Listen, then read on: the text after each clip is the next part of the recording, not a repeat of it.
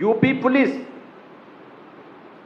1947 से लेकर 2017 तक यूपी पुलिस में महिला कार्मिकों की संख्या मात्र 10,000 थी और आज मुझे बताते हुए प्रसन्नता है कि यूपी पुलिस में महिला कार्मिकों की संख्या वर्तमान में 44,000 से अधिक है। ये संख्या बताती है महिला सुरक्षा, महिला सम्मान और महिला स्वावलंबन के लिए उठाए गए कदम। एसएचजी के माध्यम से प्रदेश में 1 करोड़ से अधिक महिलाएं आज आर्थिक स्वावलंबन के साथ जुड़ी हुई हैं। लखपति दीदी के माध्यम से आज वे आर्थिक स्वावलंबन का लाभ ले रही हैं। बीसी सखी के माध्यम से आज वे आर्थिक स्वावलंबन के साथ जुड़ करके लोगों के लिए प्रेरणा बनी हुई है। बलेनी मिल्क प्रोड्यूसर हो, आगरा, लखनऊ, वाराणसी, गोरखपुर में मिल्क प्रोड्यूसर के कार्यक्रम ये आर्थिक महिला स्वावलंबन के बेहतरीन उदाहरण हैं। ये चीजें दिखती हैं जब सरकार के द्वारा कोई इनिशिएटिव लिया जाता है तो उसके परिणाम भी सामने आते हैं, उसको उस रूप में आगे बढ़ाया जाता है। ओडीओपी स्कीम के अंतर्गत, one district one product scheme के अंतर्गत वर्तमान में 96 लाख एमएसएमई यूनिट यूपी के अंदर कार्य कर रहे हैं। ये 96 लाख एमएसएमई यूनिट में कार्य करने वाली आधी आबादी महिलाओं की है। यूपी में वर्तमान में 21,000 से अधिक स्टार्टअप काम कर रहे हैं। डबल इंजन सरकार के प्रयास का परिणाम है कि आधे से अधिक स्टार्टअप हमारी नारी शक्ति के द्वारा संचालित है। पिछले 11-12 वर्ष में प्रधानमंत्री मोदी जी के नेतृत्व में कौन ऐसा सेक्टर है जिसमें महिलाओं को नेतृत्व न मिला हो? शिक्षा, स्वास्थ्य, एग्रीकल्चर, डिफेंस और जीवन की टेक्नोलॉजी का क्षेत्र हो, हर एक सेक्टर में आज ये संख्या है।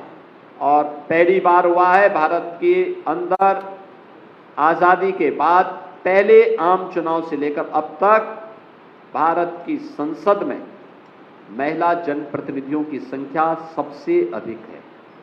ये संख्या वर्तमान में लगभग 15% है। 78 महिला एमपी वर्तमान में देश की संसद में है, लेकिन इस संख्या को 33 और 50% तक पहुंचाने के लिए प्रधानमंत्री मोदी जी की एक अभिनव जो प्रयास था, उस प्रयास में बैरियर बना है इंडी गठबंधन, Congress, Samajwadi party, RJD, TMC, DMK. मित्रों, इन दलों के पास अपने पाप के परिमार्जन का एक अवसर था। उत्तर प्रदेश में समाजवादी पार्टी को आप जब नाम लेते हैं तो यहां तो पहले से ही चर्चा होती है, देख सफाई बिटिया घबराई। यानी स्टेट गेस्ट हाउस कांड, इनके पास अपने उस पाप को धोने का एक अवसर था। इनको इस अधिनियम को पारित करने में अपना योगदान देना चाहिए था, लेकिन दुर्भाग्य है कि लोग बैरियर बने रहे और बैरियर बनकर के बस होने नहीं देना है, होने नहीं देना है। यानी सब कुछ इनको और इनके परिवार को मिले, किसी नारी को ना मिले, किसी गरीब को ना मिले, किसी युवा को ना मिले, किसी किसान को ना मिले। इनकी यही युक्ति रहती है और उसके लिए इनके हमेशा से यही प्रयास चल रहे हैं और इसीलिए ये लोग संसद की कार्रवाई में हमेशा बाधक बनते हैं। आज के इस अवसर पर हम प्रधानमंत्री जी के इस प्रयास के लिए उनका अभिनंदन करते हैं। उनके प्रयासों के लिए बिना रुके, बिना डिगे, बिना थके उनके नेतृत्व में देश जिस मजबूती के साथ आगे बढ़ रहा है और उसमें समाज के प्रत्येक तबके के लिए उन्होंने जो कार्य किए हैं और जो कदम बढ़ाए हैं, उत्तर प्रदेश आबादी का सबसे बड़ा राज्य होने के नाते पूरा उत्तर प्रदेश प्रधानमंत्री मोदी जी के साथ खड़ा है, उनका आभार व्यक्त करता है, उनका अभिनंदन करता है, उनके इस प्रयास की सराहना भी करता है। और इस अवसर पर उत्तर प्रदेश की नारी शक्ति के मन में जो आक्रोश है कांग्रेस और इंडी गठबंधन के प्रति, उनके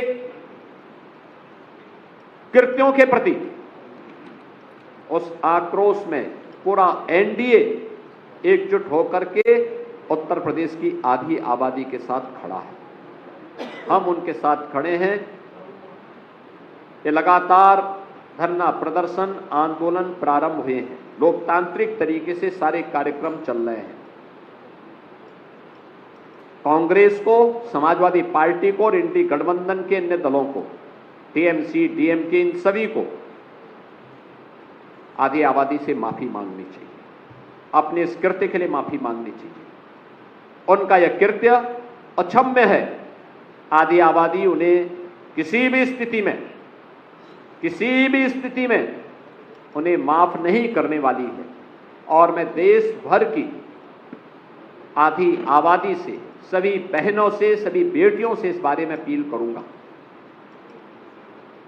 यह महिला विरोधी आचरण, नारी विरोधी आचरण वास्तव में विकास को अवरुद्ध करने का है।